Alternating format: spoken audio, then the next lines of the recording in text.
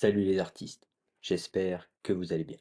Pour cette vidéo, je teste les nouvelles fléchettes Pulse Bronzo True en 90% de tungstène. Le modèle est disponible en 23 et 25 grammes pour les pointes acier, en 19 grammes pour les pointes nylon et le set est au prix de 74,95 €.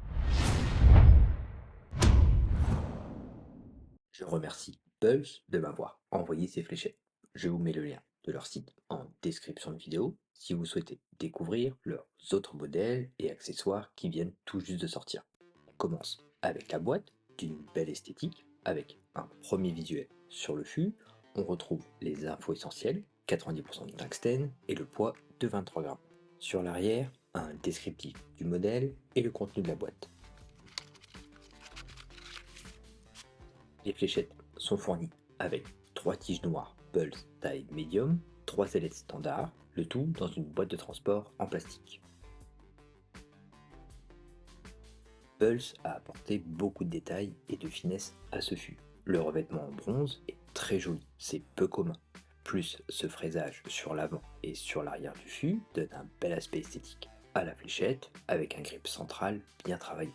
Pour ces fléchettes, le fût mesure 50 mm de long pour 6,6 mm de diamètre, avec des pointes de 29 mm de long. On a un fût droit, à nez court et rond. Sur l'avant, une zone assez lisse avec un fraisage d'un motif décoratif mais peut apporter un peu d'accroche. Au centre, une partie amincie avec un micro-grip composé d'anneaux très fins et resserrés, puis sur l'arrière, on retrouve le même motif en miroir au grip avant avec le logo Pulse à la toute fin du fût. Les fléchettes sont bien équilibrées, le centre de gravité se situe pile au milieu du fût au niveau de la partie amincie. En termes d'intensité de grip, on a un 6,5 sur 10 pour l'accroche au centre et pour le reste du fût, on est sur un 2 sur 10. Le micro-grip au centre est très fin, offre une bonne sensation d'accroche au bout des doigts. Pour le reste du fût, on sent le fraisage des zones avant et arrière, mais c'est assez léger. La prise en main est agréable et confortable, avec cette partie amincie au centre. Ça permet aussi de bien caler mes doigts, de toujours avoir la même position et repère sur le fût. Le micro-grip offre une bonne sensation d'accroche, mais il n'est pas excessif, ce qui permet un bon relâché de la fléchette.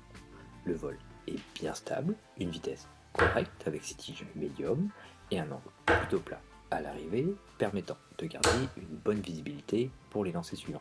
La prise en avant est aussi confortable. Avec une prise à 3 doigts, je profite un peu de la partie amincie avec mon pouce et l'index qui tombe au début de la zone, ce qui me permet de garder une bonne poussée. Le fraisage du dessin sur le fût offre de l'accroche, mais c'est vraiment léger, et pas tout le temps, en fonction de comment j'attrape ma fléchette.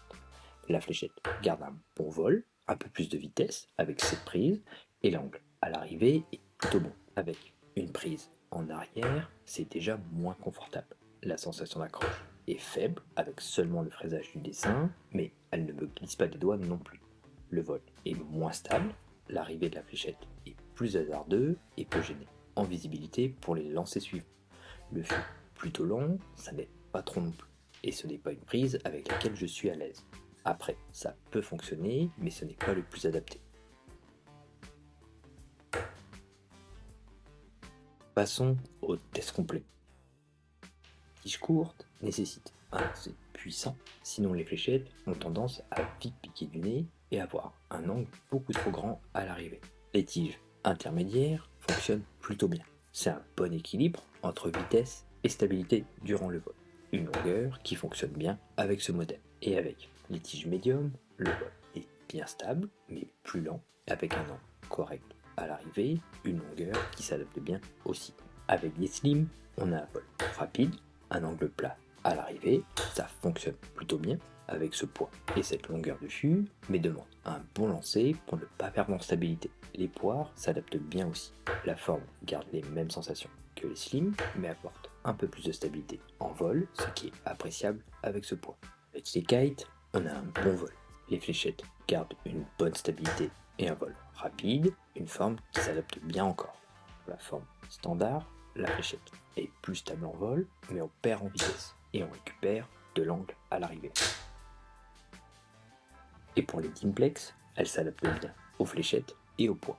On ne perd pas en vitesse, le vol est bien stable et l'angle d'arrivée est plutôt correct.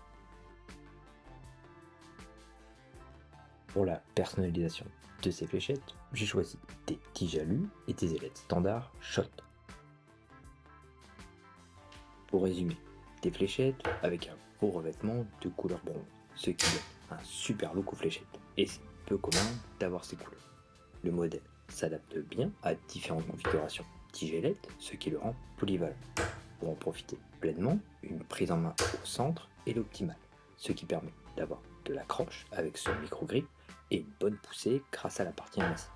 Une prise en avant est possible aussi, tout dépendra de où elle se situe sur le fût et de l'intensité de grip recherchée. Merci d'avoir regardé cette vidéo et merci à Bugs. Si la vidéo vous a plu, n'hésitez pas à la partager, à vous abonner à la chaîne pour me soutenir et ne pas louper les prochaines sorties. A très vite.